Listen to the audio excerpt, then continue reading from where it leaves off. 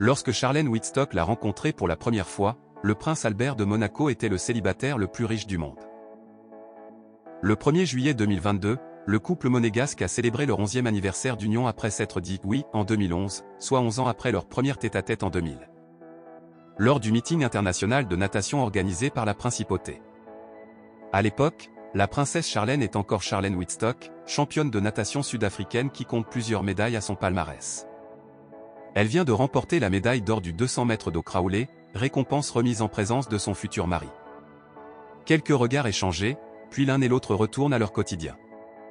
Jusqu'à ce que, un an plus tard, le prince Albert contacte la nageuse, qu'il convie alors à un dîner. « Il faut en parler à mon entraîneur », lui a-t-elle répondu, avant que le principal intéressé ne rétorque « non » ne serait pas la bonne réponse. Charlène Wittstock se rend alors à Monaco pour passer une soirée de rêve, comme elle le confiera plus tard au Sunday Times de Johannesburg. Il s'est montré charmant, un vrai gentleman, me posant beaucoup de questions, s'intéressant à moi, à ce qui me plaisait dans la vie. Confiait-elle à Philippe Coste dans le livre Charlène et ses drôles de dames de Monaco de Philippe Delorme. Après ce dîner romantique, le prince Albert et sa future épouse sont allés danser dans un nightclub jusqu'à l'aube avant de rejoindre le palais princier où ils ont siroté un café tout en admirant le rocher. Si l'histoire ne dit pas s'ils ont commencé leur histoire d'amour à ce moment-là. C'est en 2006 qu'ils l'ont officialisé en s'affichant ensemble à la cérémonie d'ouverture des Jeux Olympiques d'hiver à Turin.